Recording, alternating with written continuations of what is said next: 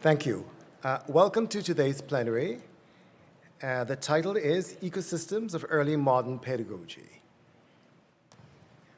My name is Ian Smith. I'll be chairing the panel. I'm very pleased to be chairing this panel with our esteemed panelists here. And I'd like to begin with a brief overview statement before I introduce the panelists. And then after the statement, I'll introduce them in the order in which they'll be speaking, and then they'll simply come up and make their presentations, okay? After that, we'll have a brisk and lively Q&A. The papers we'll hear today take Shakespeare as a starting point in their aim to help students and teachers gain perspective about their roles in large-scale planetary political and sociocultural ecological systems. Each aspires to disrupt one-way knowledge transmission from teacher to student, and to create learning communities that are both critical and compassionate. Each suggests how educators can negotiate changing epistemological frameworks that recognize the urgency to address climate panic, the ongoing aftershocks of colonial appropriation, scale, and educational systems themselves.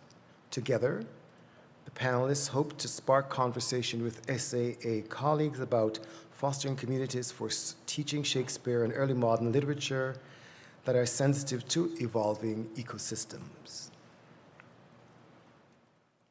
Ian MacInnes is the Howard L. McGregor Jr. Professor of the Humanities at Albion College, Michigan. His scholarship focuses on representations of animals and the environment in Renaissance literature, particularly in Shakespeare. He has published essays on topics such as horse breeding and geohumoralism in Henry V, and on animal networks in early modern England. His long-running website, Ian's English Calendar, calculates dates for scholars of English history and literature. Jamie Paris is a mixed-race scholar and an instructor too in the Department of English, Theatre and Film and Media at the University of Manitoba. Paris's work on early modern literature is focused on intersectionality with a specific interest in whiteness studies and pre-modern critical race studies. He has published in early modern literature, race and gender, with the Sundial, Early Theatre, the Journal for Early Modern Culture, and Renaissance and Reformation. And he's finishing a manuscript entitled Clothed Villainy, which is interested in the performative nature of whiteness and the role of racial cross-dressing on the early modern stage. Paris is also an assistant editor for early theater. When he's not teaching and researching in the early modern period, Paris works on masculinities in contemporary Black and Indigenous literatures in the lands now called Canada. Kristen Abbott Bennett is an associate professor of English and is on the leadership team for the Digital Humanities program at Framingham State University in Massachusetts. She's a project founder and director of the Kit Marlowe Project and assistant director of pedagogy and outreach for the Map of Early Modern London. She has published work on medieval and early modern literature, as well as digital pedagogies. She's currently on the contract with Cambridge University Press for an element entitled Teaching Shakespeare's Theatre of the World. She's editing Love's Labour's Lost for the new Internet Shakespeare editions under the University of Victoria imprint, and she is a contributing editor for the Oxford Handbook of Thomas Nash. Liam E. Semler is professor of early modern literature at the University of Sydney. He's series editor with Gillian Woods of the Cambridge Elements in Shakespeare and Pedagogy, and his latest book is Reimagining Shakespeare Education, Tradition and Learning through Collaboration. Cambridge University Press, 23. Co-edited with Claire Hansen and Jacqueline Manuel. Please welcome our first speaker.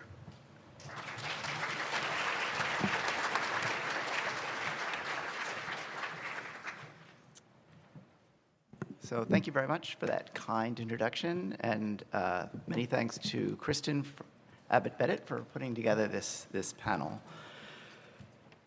I want to begin by suggesting that our students are experiencing concerns about the environment that are qualitatively different, both from what they have been in the past and from the many other legitimate concerns they have in the present. We are used to admiring our students for their desire to make the world better, a desire that takes on so many different causes. We tend to call these causes issues, and whether they are issues of social justice or issues of the environment, we usually treat them as relatively equal when we are advising and mentoring our students. But concerns about climate change no longer fit into this issue-specific pattern. For one thing, the effects of climate change are widespread, comprising sea level rise, wildfires, drought, famine, and a host of extreme weather events, and even pandemics. The breadth of effect also means that climate change doesn't just intersect with a variety of social issues, but will drive them in the future. And unlike many social issues, concerns about climate are existential. They're not about making the future better, but making it inhabitable. Finally, climate change inspires not just the determination to help that we expect, but increasingly anxiety. And that anxiety is highest in our students. Social psychologists have noted that climate anxiety is far more prevalent among young adults. In one poll, 57% of teenagers responded that climate change made them afraid. Another more recent international poll, 75% of young people said they think the future is frightening.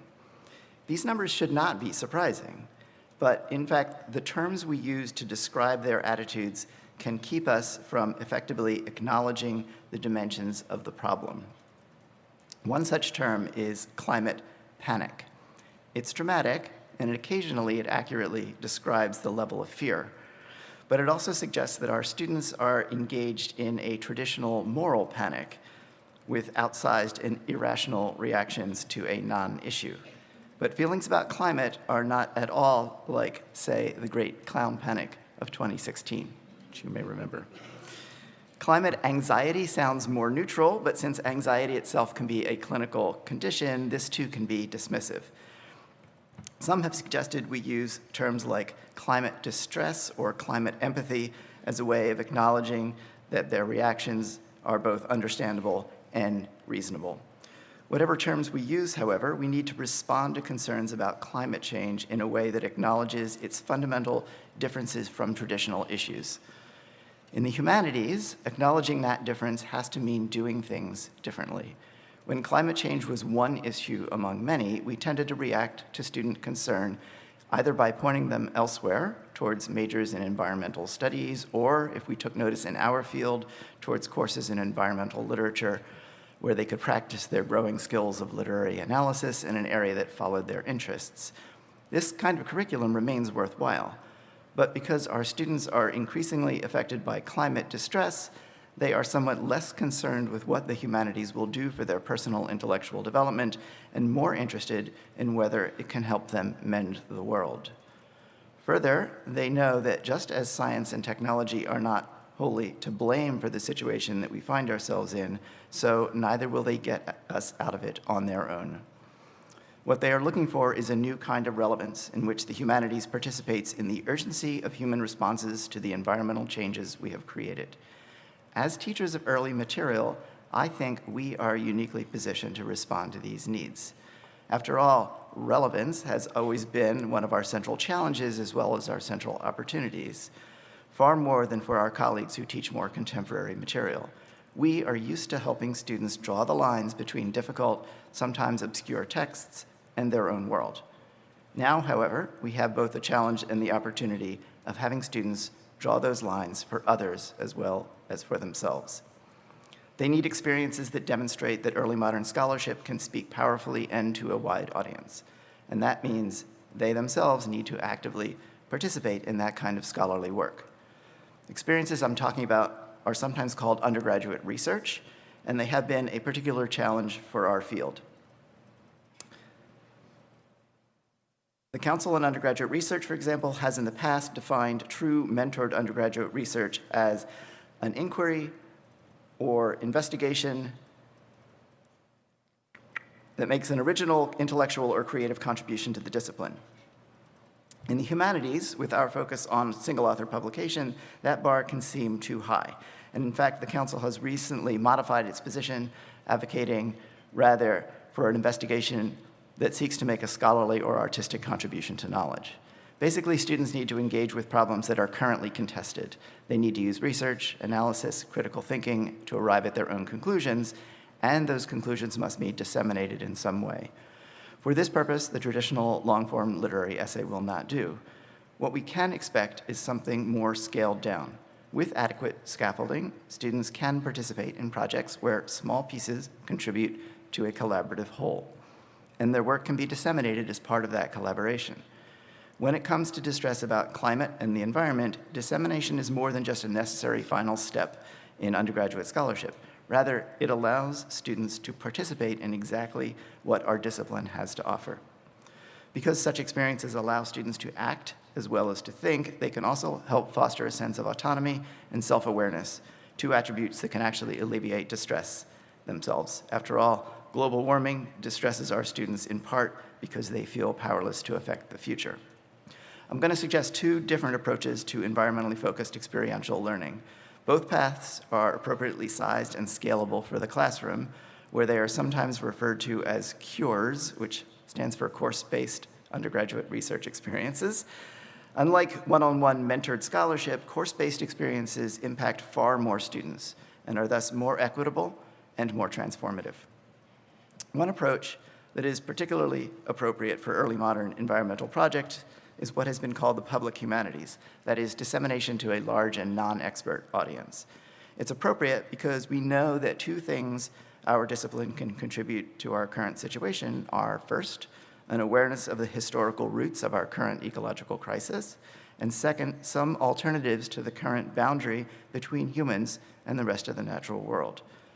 Because those ideas address broad cultural attitudes, they work best when they reach a more general audience.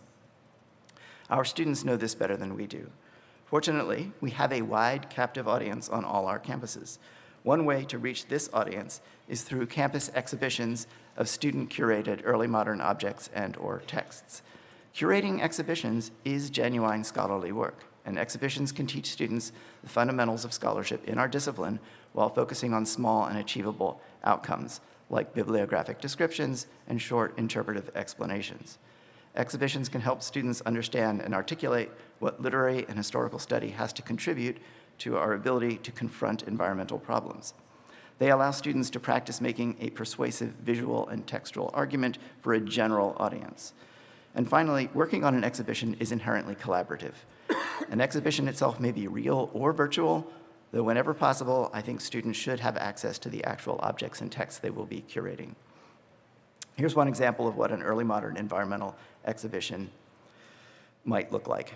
It's possible to collaborate with your institution's archives, but in this case, I managed to separately rescue a selection of individual pages from early modern texts focused on the natural world, from Gerard's Herbal, Gessner's Historia Animalium, Speed's Atlas, and some other sources.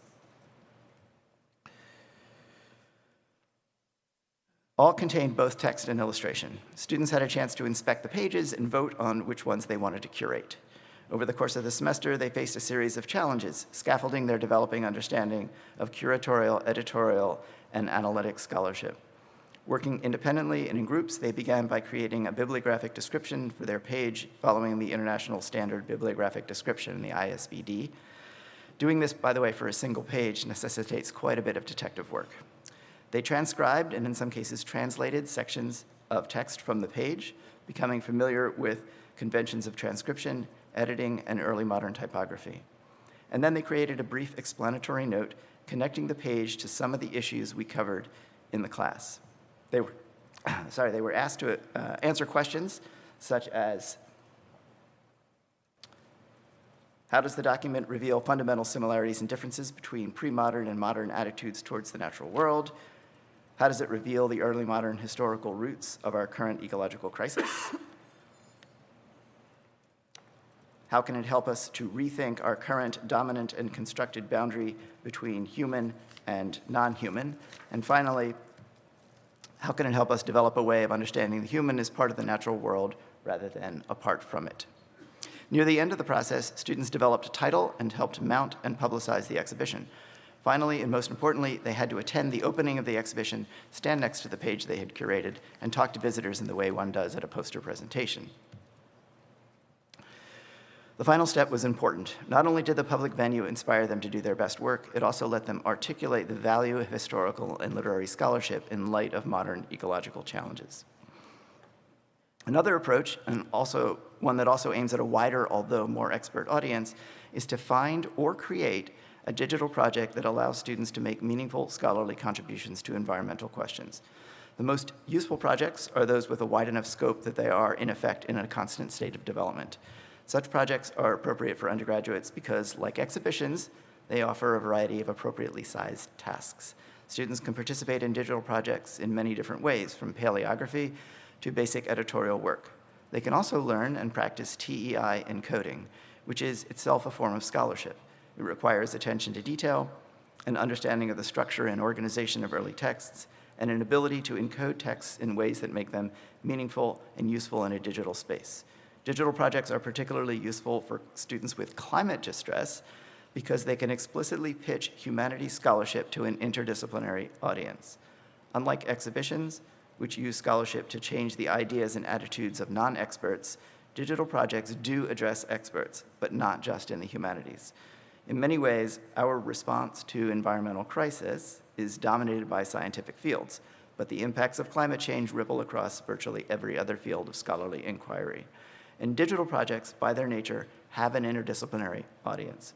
By participating in them, our students experience the ways that early modern historical and literary insights can contribute to the larger academic conversation about current environmental concerns. Here's an example of how an early modern environmental project can facilitate a class-based undergraduate research experience. The larger project is one I created in part with undergraduates in mind.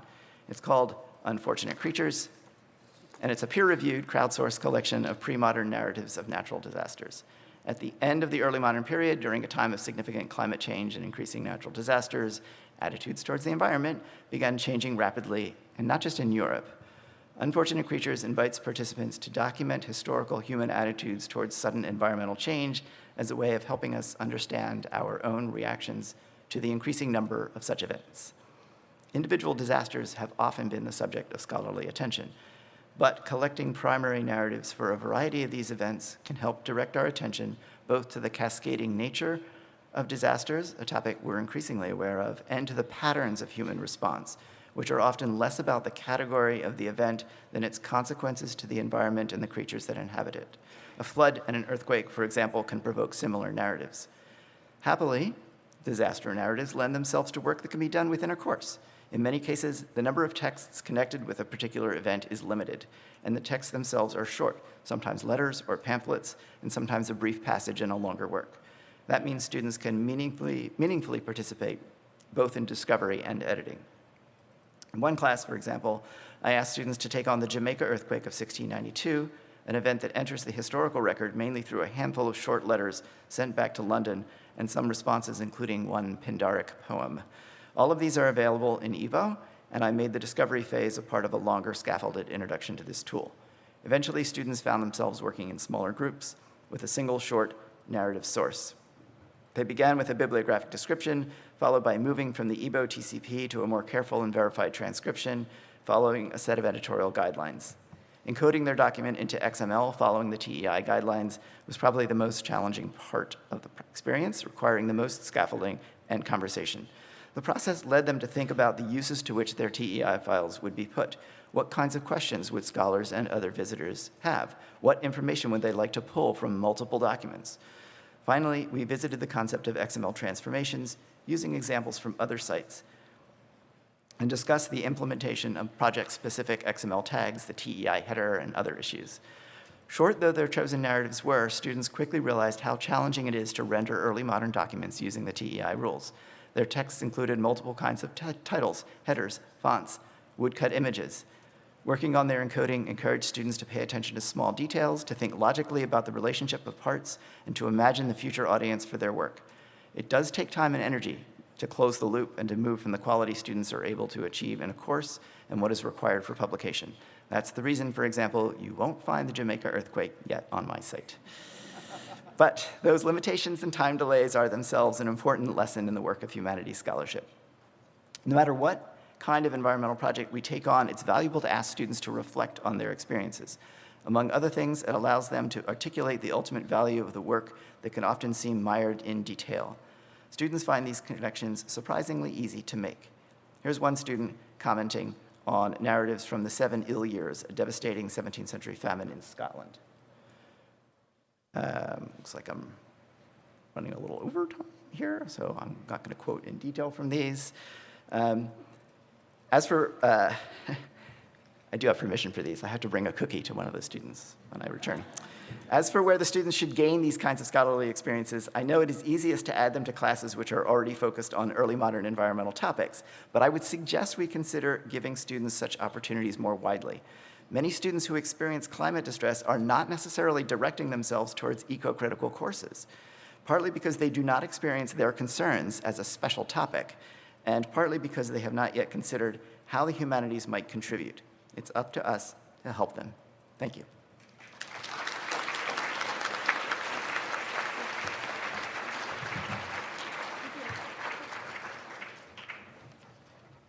Wow, there's a lot of you.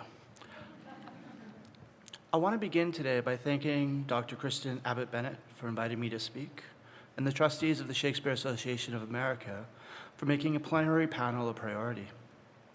I'm half tempted to begin this presentation on the Mohican playwright and theater maker, Madeleine Sayet's Where We Belong, by saying I don't deserve this opportunity. I don't come from an impressive intellectual lineage.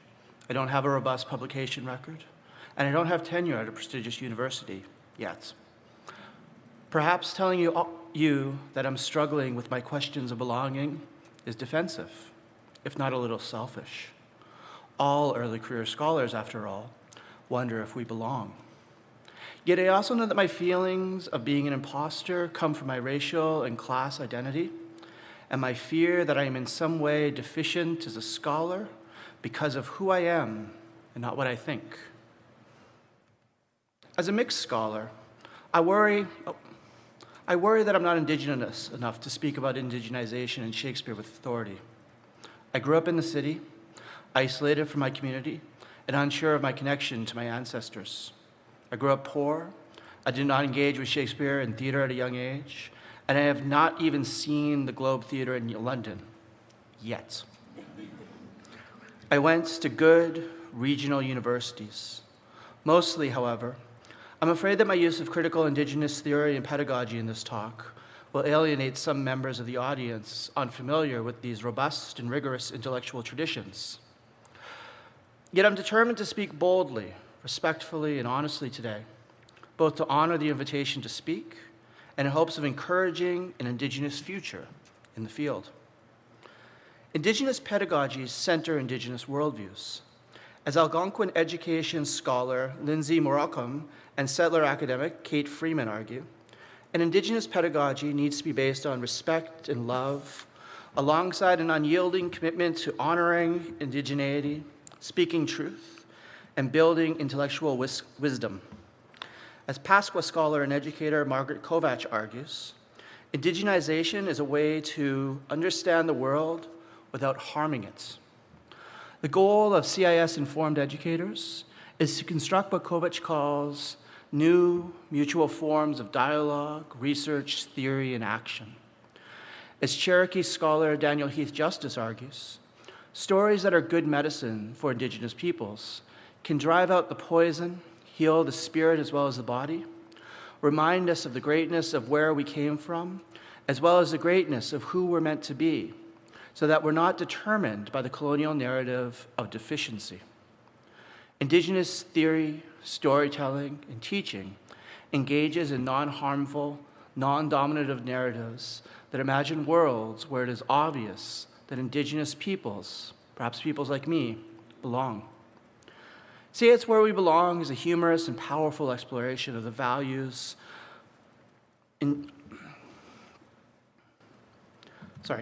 Sayet's Where We Belong is a humorous and powerful exploration of the values Indigenous people of Indigenous people that uphold her responsibilities to her community.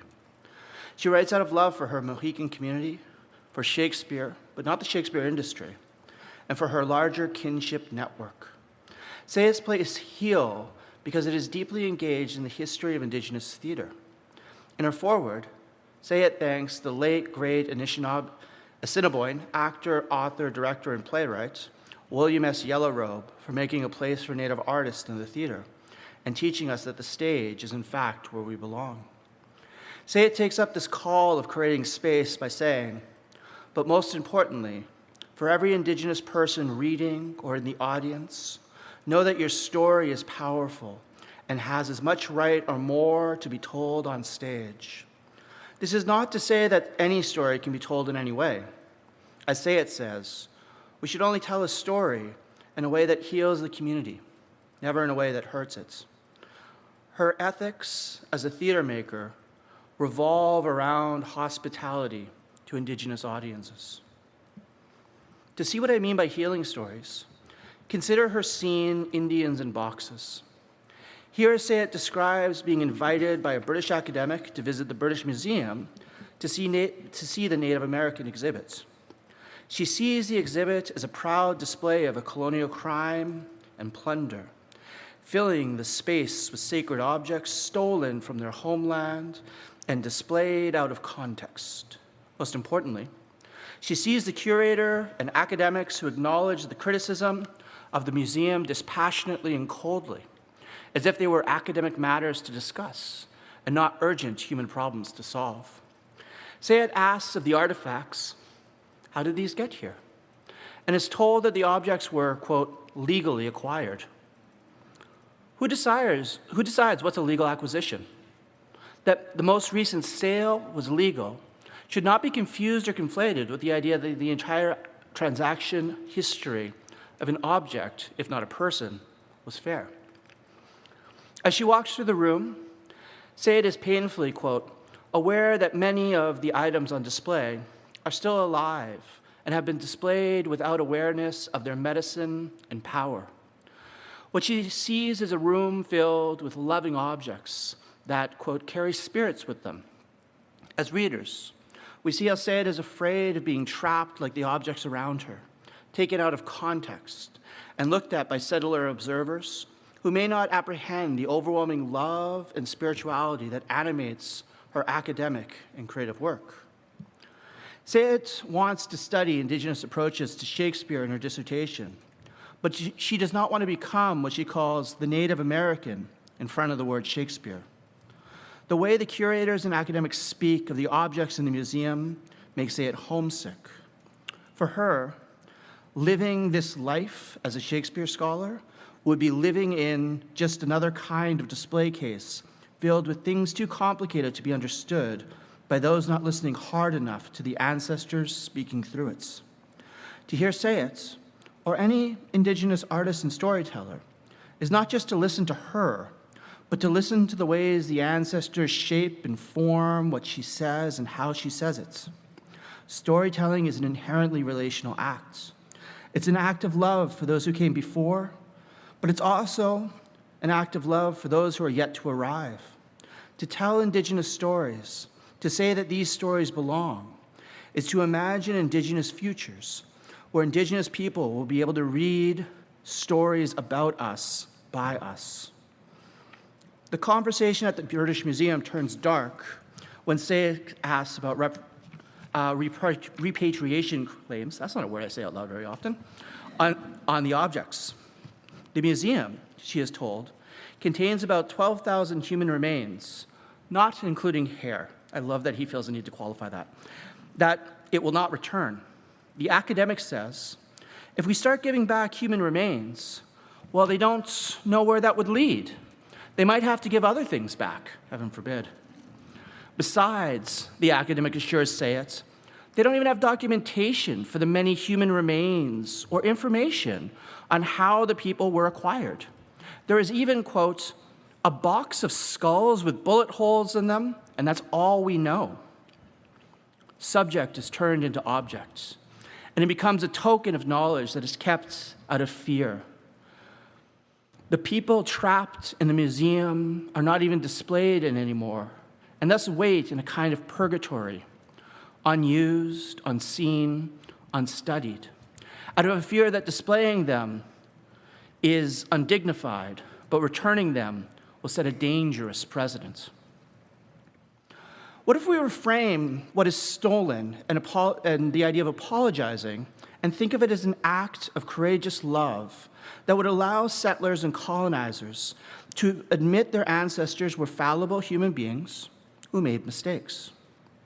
Here I'm using love in the sense that trans author Kai Chang Tom says that love is an embodiment of a political ethics of care. In qualifying what they mean by love, Tom says, I mean a love that is kind but also honest, love that is courageous and relentless, restless, and willing to break the rules and smash the system. Love that cares about people more than ideas, that prizes each and every one of us as essential and indispensable. I mean a love that is compassionate and accountable. I mean love that confirms and reaffirms us as complex and fallible, yet lovable anyway. Love that affirms us as human. Acts of repatriation can be small acts of love, where we demonstrate that we care not just about the persons imprisoned in museums, but that we also care about the futures implied by returning their remains to their traditional lands and allowing the communities to mourn and heal. After all, what is mourning if not an expression of love? In this way, it matters that Sayet encountered what I'm calling settler supervision in graduate school. Settler supervision is a form of intellectual and methodological supremacy that welcomes and encourages Black, brown, and Indigenous people, at least at a superficial level, to come to graduate school, to study Shakespeare, and to live a life of the mind, as long as it's done the white, right way. For example, in the play, when Sayet gets a reply on a draft of her dissertation, she is told, quote, while the passion behind this project is evident, we would appreciate a cooler rewrite. What they want is a, quote, more distance, analytical approach to the work. So I gotta get more distance too. Such a scholarly approach asks us to become a critic so that we can be able to judge, to set yourself apart without emotions, literally to do what the academic does in the British Museum. There's no way to do embodied critical Indigenous scholarship from a place of cold, analytic judgments. A central point of CIS is a refusal to occupy a position from nowhere, a vantage point outside the system, where one can judge the system and see both sides of the issue. To require something else is to ask an Indigenous student to write whitely. Rather than taking on the task of a revision that would whiten the rhetorical tone of the document, Sayet drops out. Rather than shaming her for leaving, her mother invites her to the tribal graduation ceremony to celebrate Sayet mastering out. What I remember most about my students' papers and comments on this scene is how engaged they were with the figure of the mother. She's a perfect host, welcoming, kind, and accepting. She never verbalizes her love for her daughter, not in any overt way, but her actions show that Sayet is loved. There's this one amazing scene where Sayet's a little bit tired and she's looking through the screen and her mother tries to smudge her through the Skype screen, and Sayet asks, like, does this even work? And she says, I don't know, but it's that need to do something that I'm suggesting is a kind of love. My students told me that they wanted this kind of love and hospitality from their own family members and educators. They wanted to know that they would be loved and accepted if they chose to walk away from toxic colonial structures that were hurting their spirits, that they would be celebrated for what they accomplished and not shamed for how they failed, that they would always have a place within the community. They wanted to know that they would be loved even if they quit. My students were amazed by the idea that they could return home within an Indigenous worldview, even if they did not complete their education, and could be welcomed back with love and support rather than judgment and pity. Sayet's mother understands that her daughter is an ambassador to her culture, just like Samson Occam and Mohammed were before her. She says at the graduation ceremony, but sometimes people have to leave, which means building relationships with other nations, means opening up new ways of seeing the world, means more paths that future Mohicans can travel, knowing their ancestors are still at their back. When we invite students to university from reserves and rural communities, we must realize that their parents are terrified that they will not return. This isn't an academic concern, by the way. In my country, Canada, we're living through a crisis of missing and murdered Indigenous women and girls and Two-Spirit people. Imagine sending your kid to the city while that crisis is ongoing with the indifference of the settler states. They're also worried that their kids will return changed. We must realize that the system of settler education is going to cause some trauma, will make students question who they are, and that the way we teach them how to write, research, and act whitely might make some of that trauma even worse.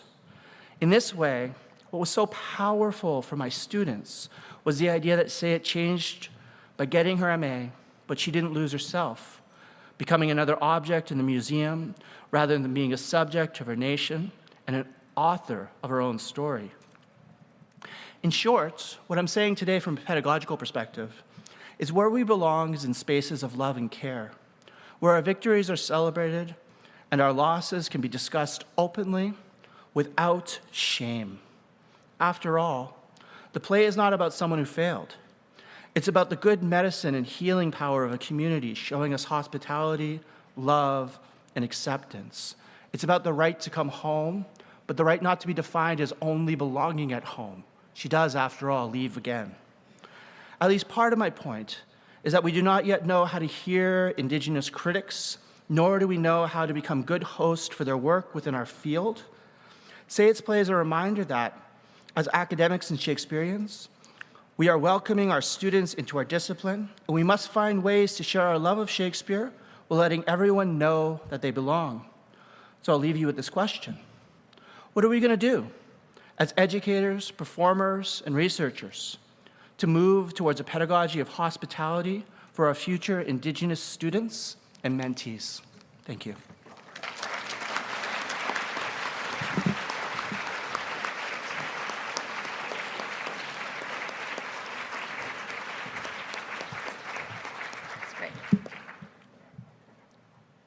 Hello. I'm deeply honored to share the stage today with some of my favorite teacher scholars to explore ecosystems of early modern pedagogy. To those of you here who have been my teachers and mentors, my gratitude is inexpressible, and there are several of you here. I love how both Ian and Jamie aspire to help their students negotiate their places and senses of belonging across today's world stages. Moving forward, I'll discuss how we can introduce students to scalar thinking to help them contemplate how their worlds might be others' theaters. Instead of designing pedagogy backwards to generate data-ready learning outcomes, I propose teaching forwards to foster amazement as students explore the complexity of scale and the elemental subjectivity of world-making. I've taken Yuri Bronfenbrenner's ecological systems theory, or EST, as a starting point. Bronfenbrenner's concentric model of an individual's interacting ecosystems resonates directly with those of the early modern cosmos. From the perspective of Shakespeare's plays, this model invites thinking with what some have called his master metaphor, the theater of the world. In the 16th century, the theater of the world figured a complex mode of thinking about one's place on Earth, in the cosmos, and in the afterlife. When the Globe Theatre was erected in 1599, it reportedly boasted the Latin motto, "All the world's a stage," and architecturally figured the metaphor. The boards, the mundane world, the actors, humanity, and the audience and seats that rise to the sky, the celestial audience judging the performance. Yet because this commonplace carries morally focused content, Some have reduced the topos to a cliche that carries a tacit threat: behave on earth or else. But as I argue elsewhere, Shakespeare's thematic and formal manipulations of this theatrical metaphor raise questions about received wisdom, hierarchies of justice, and what constitutes a world. Across his corpus, one finds Shakespeare redeploying this well-worn figure as a cognitive topos that invites thinking about complex scalar relations. These striking and serendipitous similarities between early renderings of the cosmos and Bronfenbrenner's dynamic approaches to human development underscore the challenges of grappling with unstable world systems over time and at scale. Both recognize how the movement between spheres of influence generate reverberating consequences across world systems. In 1572, advances in measuring parallax following the appearance of a new star in Cassiopeia contributed much to confirming theories of heliocentrism and infinity, even as they dissolved Aristotle's solid spheres. As Earth shifts from the center of the universe to a satellite in an infinite universe, we find Shakespeare's plays inviting us to contemplate how the theater and the world interact at varying scales. Thinking with scale in the classroom challenges conventional linear pedagogies. Scale does not only describe difference, but embodies it etymologically and as a homophone. Scale comes to English from the Latin scala, or ladder, and conveys vertical hierarchies. But scales also are biological elements of diverse species, including fish and snakes. Simultaneously, the scales of justice weigh in to measure the relative imbalances of equity, mercy, and law. In a recent class discussion, my students brought up musical scales. This led to a conversation about arrangement that set the stage for them comprehending what Timothy Clark describes as scale's inevitable derangement. Scale is essentially relative, an abstraction that compares one perspective or position to another. Humans most often perceive scalar distance or guess at it through time. Time presents as a linear succession, but the way humans mark it depends on their perspective, and our varying degrees of jet lag are cases in point. Time's relativity also extends to how one marks humanity's impact upon Earth's ecological systems. Titania's mazed world in A Midsummer Night's Dream exemplifies the scale effects that emerge from asynchronously interacting world systems, specifically those resulting from her conflict with Oberon. This mazed world emerges partly from meteorological and cosmological disruptions that mirror those actually impacting the Northern Hemisphere from the middle of the 16th century to the turn of the 17th, and obviously afterwards. Extreme weather patterns may have favored England when defeating the Spanish Armada in 1588, but in the mid-1590s, they led to ruined crops and famine for 3 years running, and that on the heels of plague and wars fought on multiple fronts. How might we help students apprehend these moving pieces and their reverberating consequences? Thinking at scale is famously messy or deranged, but so too human development. Yuri Bronfenbrenner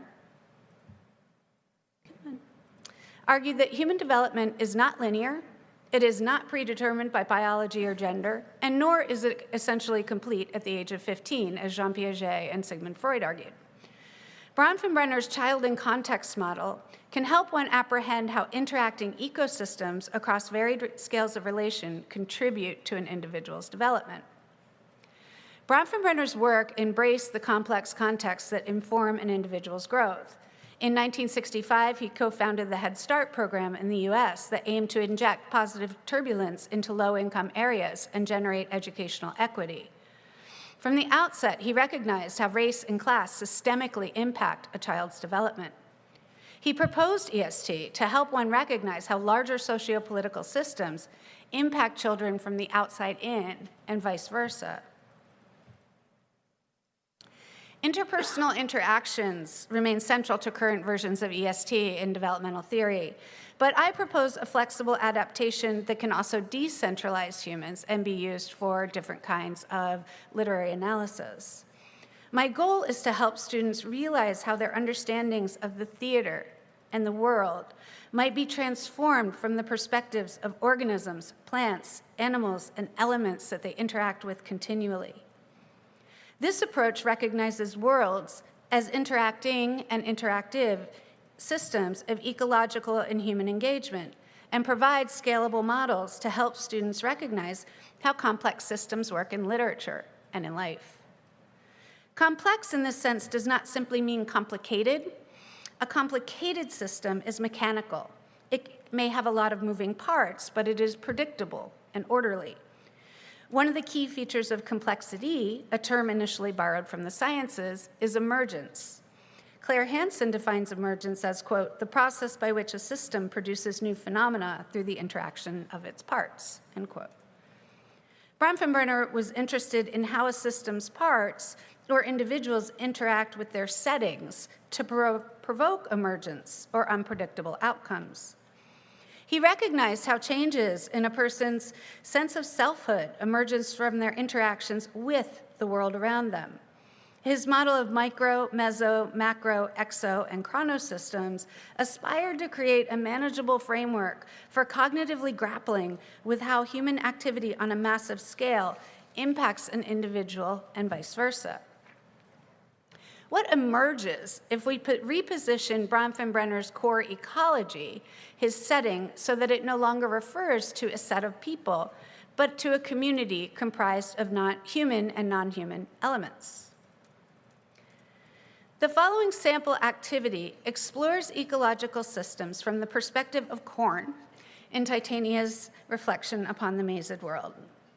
With the help of some adventurous first-year students, I recast Bronfenbrenner's model to first serve as a framework for thinking from various positions in the theater of the world, and second, to explore emergence. The focal entity here analogizes the role of the actor in the theater of the world. They both influence and are influenced by their surroundings. We might think of the microsystem as the stage business, or the immediate environment in which the actor is engaged. The mesosystem analogizes scenes on stage that may or may not include the actor, but represent the proximal interactions between those in different settings or scenes that both involve the actor separately. The exosystem represents one or more settings, and here a setting describes a set of entities that do not involve the actor directly as a participant. The macrosystem comprises the cosmological environment. It can include large-scale systems and/or epistemologies that govern the formation and dissolution of communal interactions between entities. It can also represent dominant modes of knowledge-making and belief systems, empirical, philosophical, or theological. And the chronosystem recognizes how large-scale systems change over time and may subsequently transform the communal interactions that impact your focal entity. And the last step in this activity is to analyze system interactions and to see what emerges.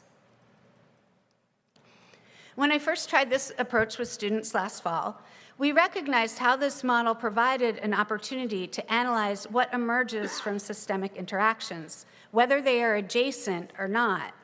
Here, thinking with the moon and corn led to the emergent recognition that corn has adopted a different role in the theater of the world.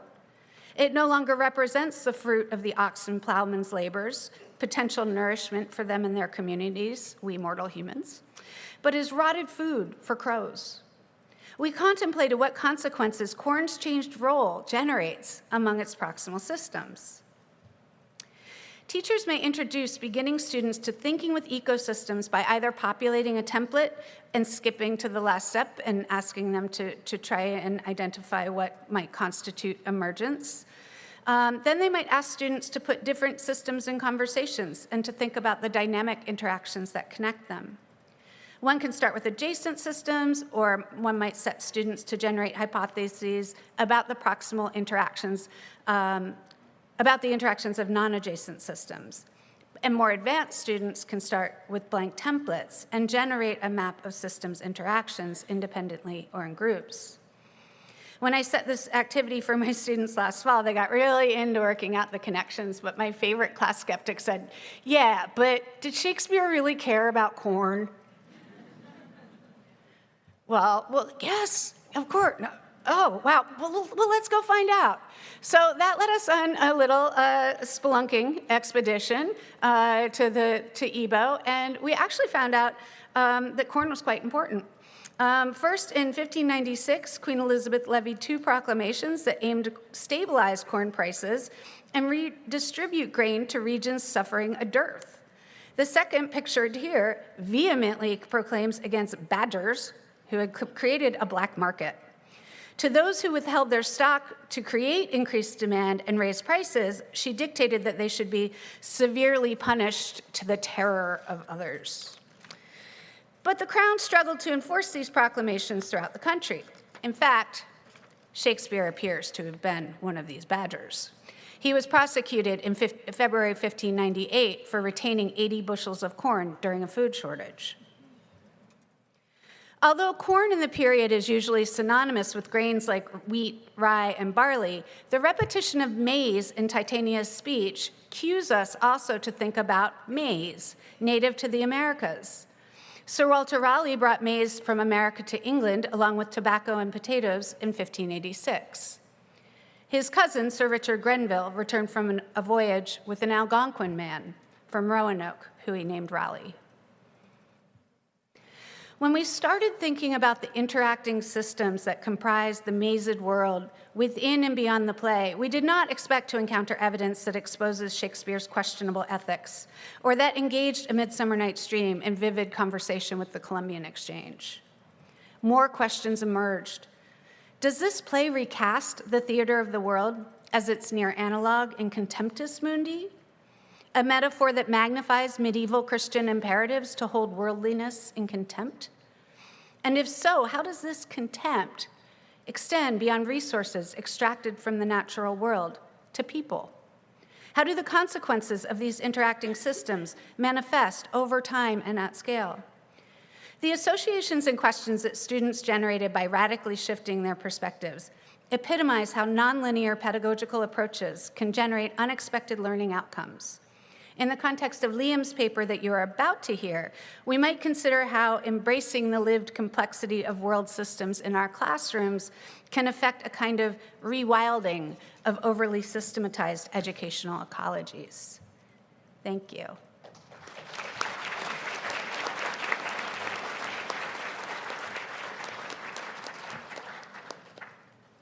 Thank you so much, Kristen. And thank you, everybody, for having me. It's lovely to be here. The mystery of the humanities classroom, we might say the essence of it, is that when all is said and done, mystery remains. The humanities classroom never makes itself redundant, never teaches its students to a point where it can no longer teach. Our students can never be full. The humanities classroom never has nothing more to give.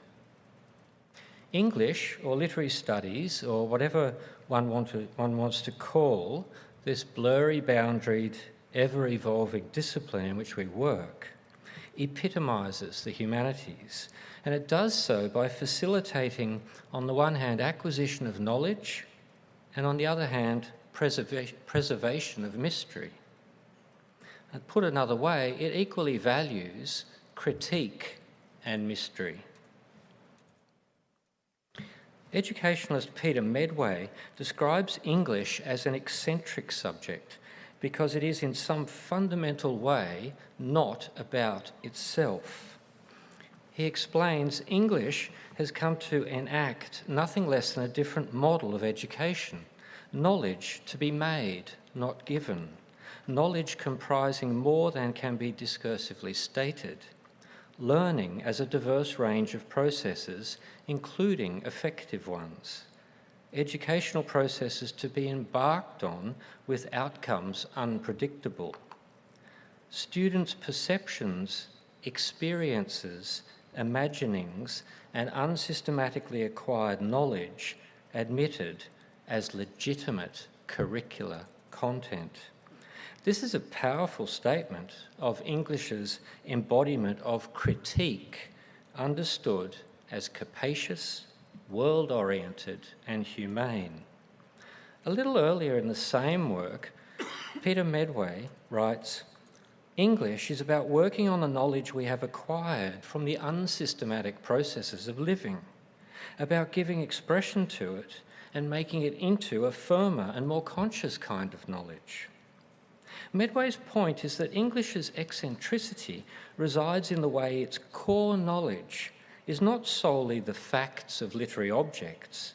It is not essentially about a canon of data to be passed on, but more importantly about the hermeneutics of the human encounter with textual objects. English is nothing without the humanities classroom as a classroom that specifically invites the world in, a classroom that wants to hear and engage with what the student brings, a classroom that values subjective interpretation as legitimate disciplinary content. This eccentricity exemplifies the discipline's humility and grace, because it means that no institution, no syllabus, no educational authority can have in its hand the full body of knowledge that we profess to teach in our discipline, ever. The fullness inheres in the worlds conversing in the classroom around the text, and this is the core disciplinary activity, as surely as the word human inheres in the word humanities. Thus, English cannot be done for us. It cannot be automatised. It cannot be displaced by anything non-human. Its uniqueness depends on present tense sharing of students' lives in conversations around texts. This distinctive disciplinary character is its peculiar humility and grace. Shakespeare is, as my son would say, epically OP, which means in gamer terms, Shakespeare is massively overpowered. But even a boss like Shakespeare must submit to the humility and grace of English. He must be subject to the student gaze, not solely the other way round. Or to take the analogy a little further, that in English, Shakespeare cannot be an NPC, a non-player character. He cannot be a character fully pre-coded by the system and unalterable by players. He must be playable. He must take different skins in class. He must take damage in play. The game of English is institutional. Educational institutions are systems. Schools, colleges, and universities hold their teachers in complex systems which shape their practice. Now, the tension between educators and the systems around them has always been there. But over the decades of what I call the neoliberal half-century, from 1980 to 2030, there I've called it, that is where we're going to end, 2030. The tension between teacher and system has been heightened in this context by the excesses of ever more intrusive and coercive systematicity. Managerialism, paperwork, admin, performativity regimes, efficiency protocols, scientific atomization and measurement of learning processes, structural biases, and excessive standardisation are some of the systemic obstructions to institutional teaching. Turning our minds briefly to Hamlet, we might say that Denmark resembles an institutional house of learning. Prince Hamlet is a student at risk, at least from a systemic point of view. He's a student whose objectives are unclear, who confesses to not knowing his own mind and yet owning his mind. He is immersed in the intimate turbulence of presentness. He knows critique and mystery experientially, and he finds nourishment and hunger there. Such a student unsettles the system by refusing to be clarified by it. He's a knot in system muscle. System cannot abide this. System will massage him out. Claudius certainly tries to, pushing hard and painfully like an early career physiotherapist. But Hamlet is a severe muscle knot. When Rosencrantz and Guildenstern come for Hamlet, they come like neoliberal learning comes for students. No one likes weaponised friends. Friends who were sent for. Friends who have not just come to get something from you, but to do something to you. Friends, moreover, who have themselves been systematised and desire to solve you by system logics. Just try it, says Hamlet, jabbing a recorder at Guildenstern. Do you think I am easier to be played upon than a pipe? System thinks so. English thinks not.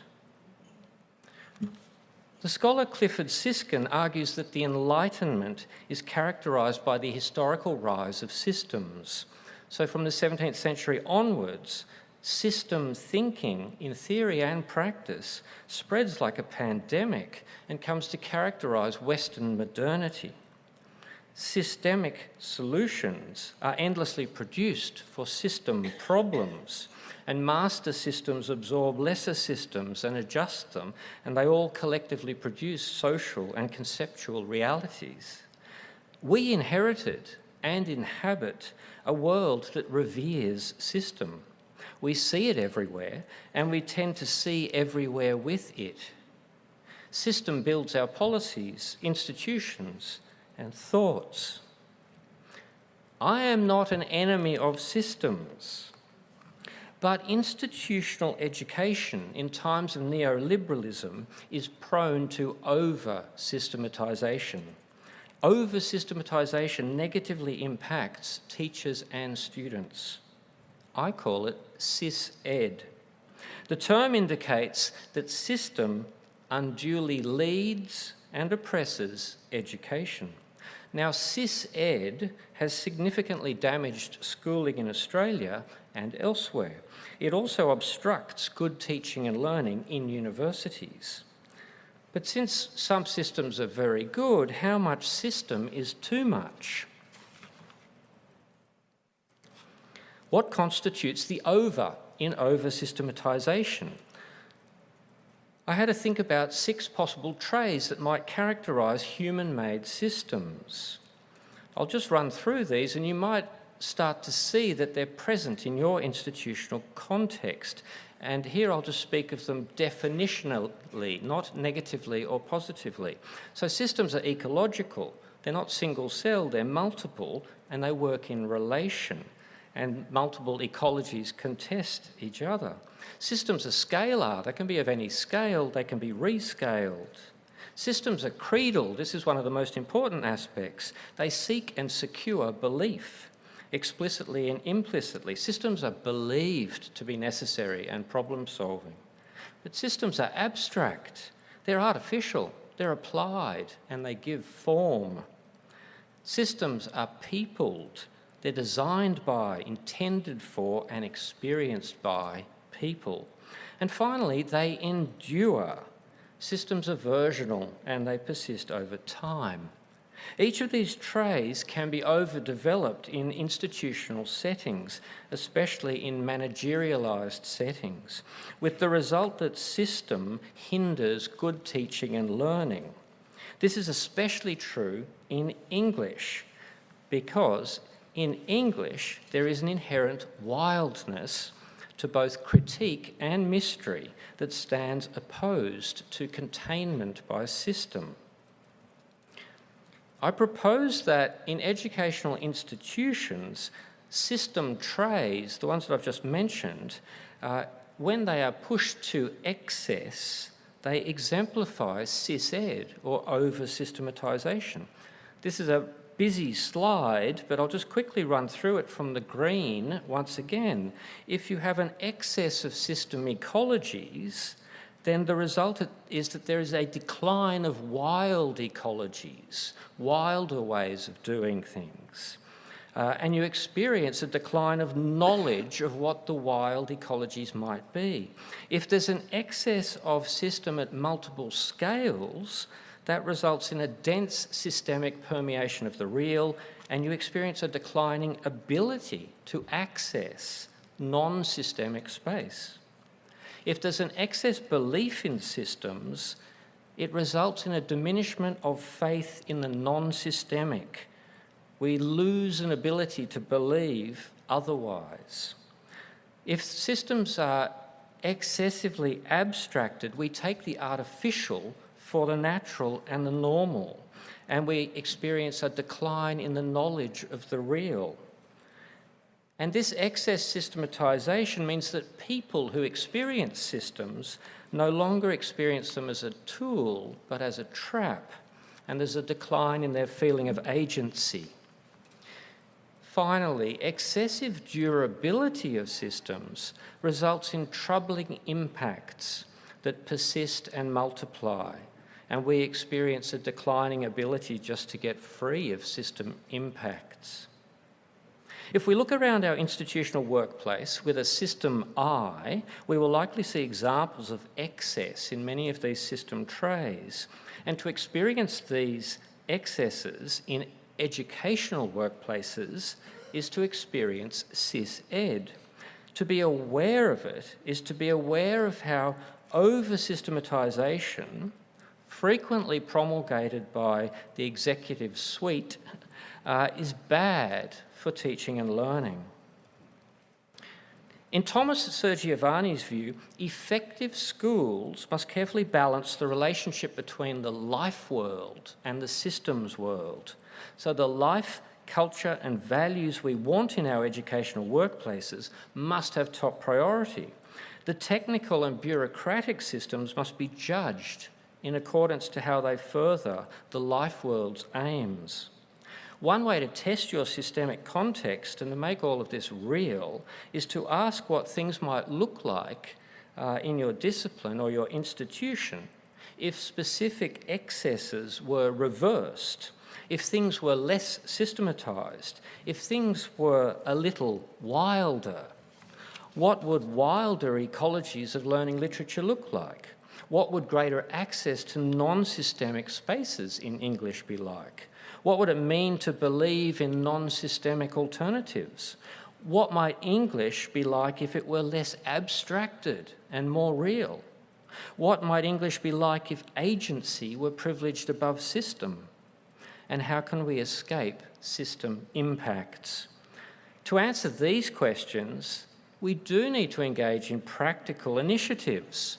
Question traditions, restructure classes, morph and abandon assessments, surprising syllabi need to be coming out of us, experimental activities, and we need to inch towards what I call Arden space.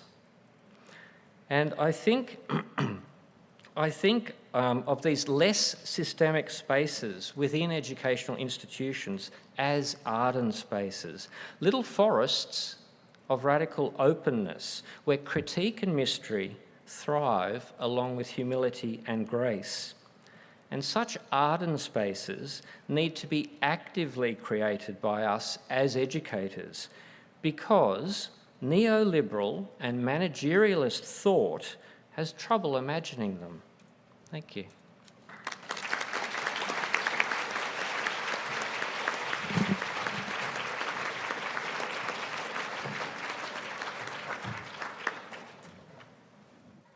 We welcome questions for the panel, and there are mics situated here in the middle. Please use them. Thanks so much for the talks. They're all really wonderful. My question's for Liam.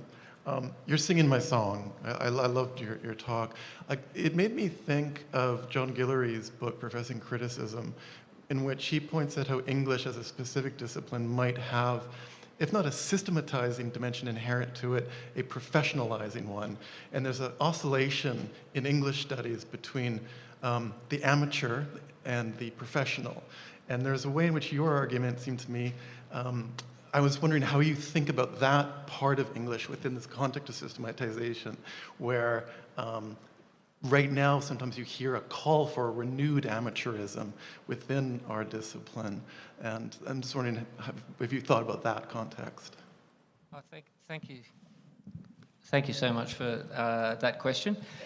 Yeah, I mean, I live in this space where it seems binary in terms of the freedom and agency of individual educators and the systemic constraints around them. And so I'm always wondering about how that experience functions.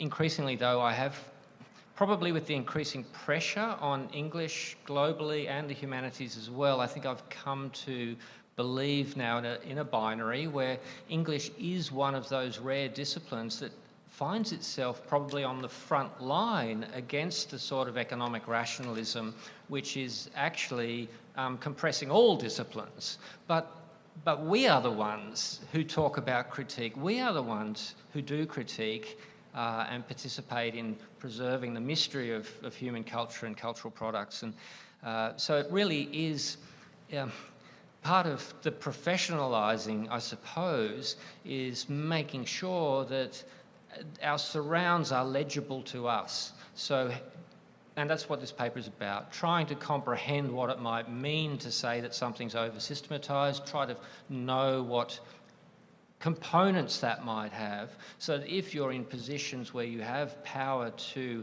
reduce the amount of systemic impact, to roll back certain things, to create aeration for colleagues, students, etc., then that's work we should be doing so that we can create freer spaces.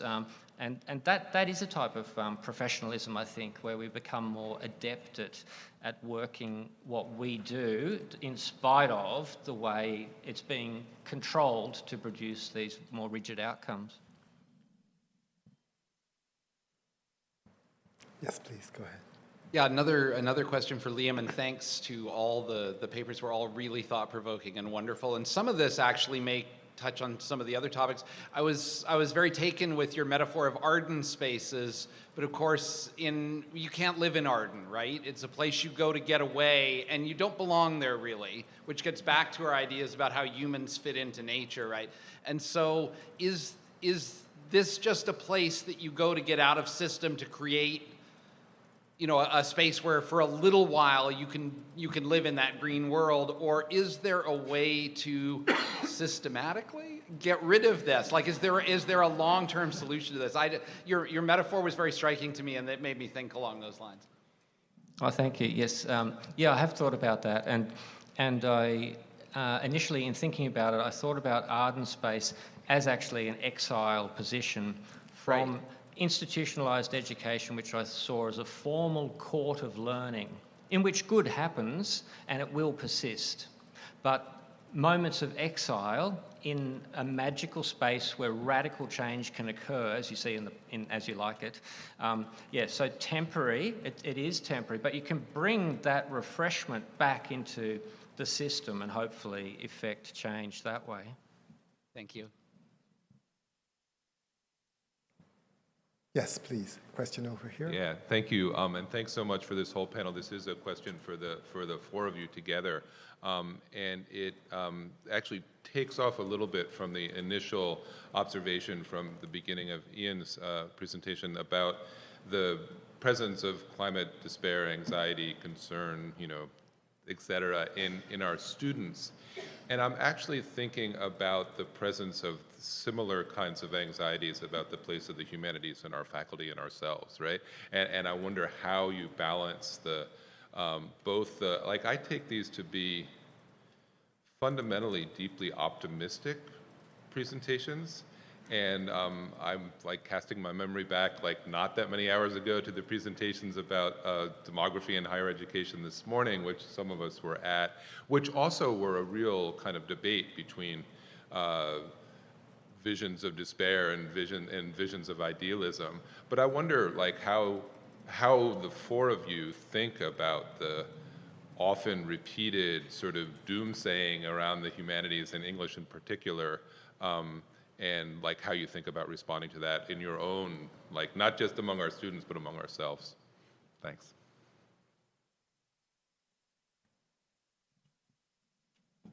Thank you, Steve, for that question. I guess I'll take it first and then pass it along. It's funny that you say it's idealistic because my students always accuse me of being a radical, a terrible cynic. For me, and what I want to do in the classroom, and I do it in the classroom because I feel like I need it for my soul, to drive the energy that helps me sustain teaching in a very over-systematized state school, that helps me sustain creating scholarship that I can really put my back into and my heart into, is having the big ideas that really matter.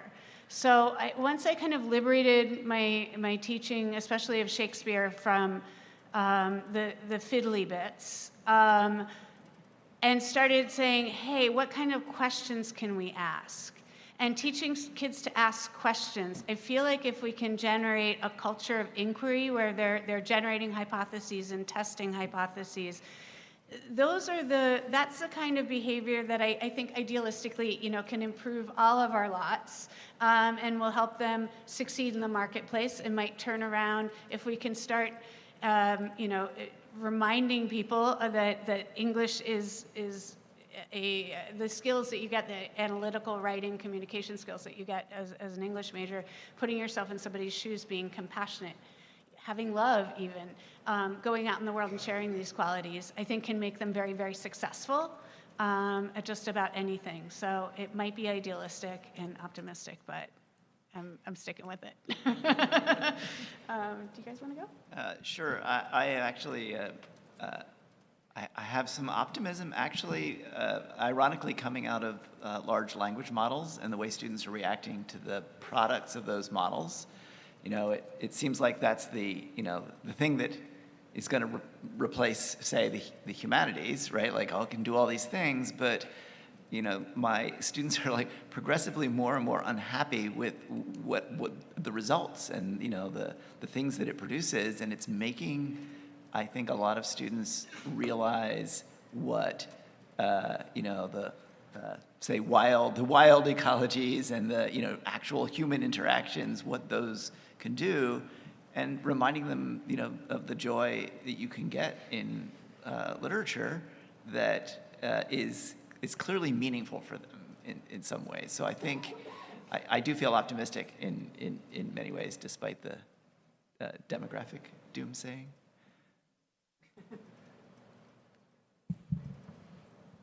Thank you.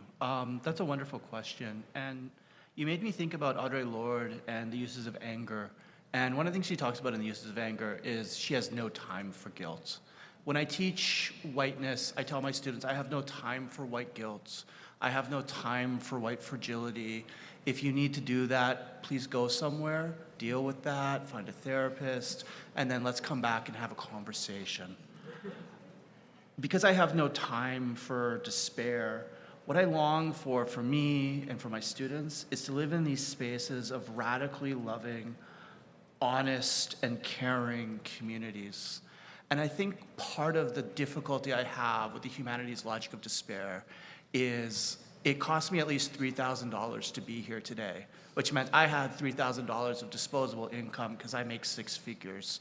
And to talk about how we're in a state of despair while I have so much and I go to urban or rural communities that have so little, who am I?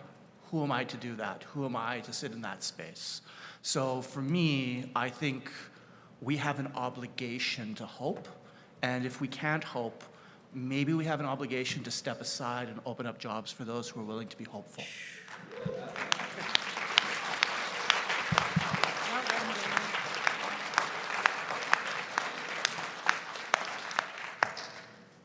Just very quickly, since I've already spoken a lot. Yeah, optimistic. Thanks for thinking it's optimistic. People often tell me I'm not optimistic, and they often say, you've just put us in systems and you haven't said how to get out. Well, I didn't put you there.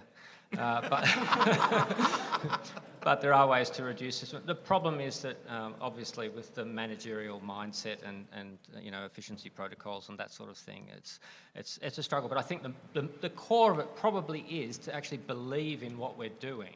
so that we can say it emphatically. We know about this stuff. We know this is important. To say it emphatically and loud, and also to emphasise that a core problem at universities, but also at schools, is that there are multiple layers of authority that send down pressure from different levels, and that happens at universities and schools, and all those different levels of pressure come to bear on the individual staff member. So we need to make, universities can't see that. They haven't got systems for seeing how it all comes down on one individual.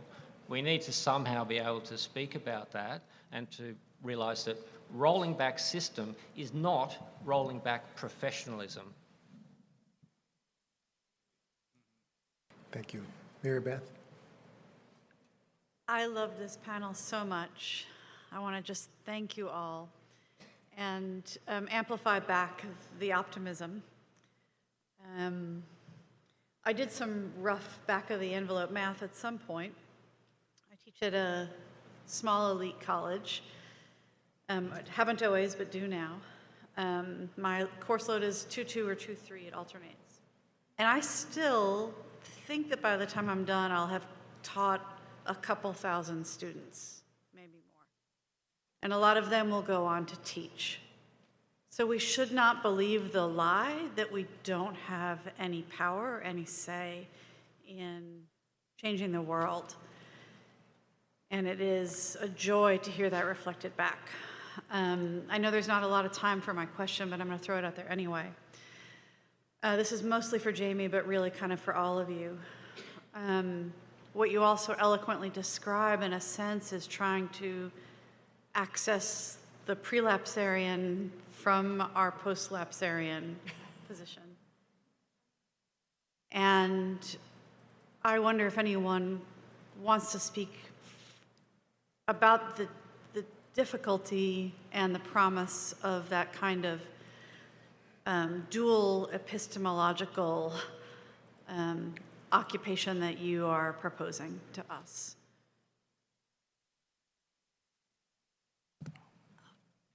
Yeah, please. Wendy, thank you so much for that question. I'm going to jump in and then I'm going to hand it to Jamie because he's going to take it away. I love the concept of prelapsarian and postlapsarian educational systems. I think for me, the prelapsarian is students who, I don't know in what mythical world this was, but school should be a place where you can take risks, not just intellectual risks, but it's where identities are formed. It's where you feel confident. It often, the feedback students get from peers and in classes will determine the path that they take. The challenge I've seen in teaching and with the over-systematization, and especially in Massachusetts, we have the MCAS, and then when I teach Brit Lit, I have to teach to the MTEL, which is the teacher's exam, which means I can't teach Parliament of Vowels like some of my friends do. I have to teach the Canterbury Tales, Wife of Bath, every year. And so students come and they don't have questions and they don't have ideas and they insist, right when I left for here, what are the directions on the paper that's due? And I gave them scaffolding. I said, you have all of your homeworks, choose an idea and develop it. You have things to choose from. You know, this is supported. And they freak out. So I feel like when we're sending kids into the world knowing how to take the test, knowing how to get an A, but they can't think. And I hate it when I have to give an A to that kid who did everything right, but they don't have like anything in the, they put nothing real into it. I want them to find something real and to go out into the world with real agency and a real sense of being able to ask the hard questions of themselves, of who they want to be, of what, what they want to do. And I think that's what I see as my job. And and when it works, I think it works. So retaining the idealism.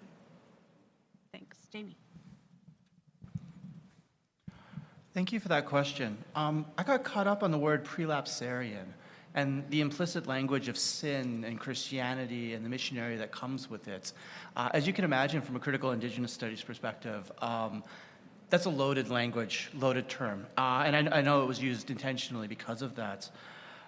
A key theory in Indigenous literature is that the apocalypse is behind us. The Great Dying is something that occurred in the past. And it's not to say that Indigenous communities are doing great now. It's to say that, at least in my province, we're experiencing not just a baby boom. Not only are we experiencing a place where universities are starting to compete directly for Indigenous students rather than make space for them, but we're seeing an economic boom. I can shop at Indigenous businesses right now. I can go and buy whatever I want. But more importantly, when I was an undergraduate, I remember going to the big bookstore in my city, and there were 3 Indigenous books, and I went, wow, 3 books. I was blown away. I go there now, there's like 5, 6 shelves, because we're telling our stories. I don't live in a post-Lapsarian world. I live in a world of renewal and recovery. And I think I want to hold that space. And I think what I want to say is, hey, settlers, you're invited in, but you have to be good relatives. Come be part of this world, but don't act a fool. And if you're willing to do that work, let's build something together that is beautiful. We don't have to do things the way we did them when contact happened, just because we've done it that way for 100 years. If the university makes us think of the post-Lapsarian, let's throw it out. And let's build something that doesn't have any residue of sin on it.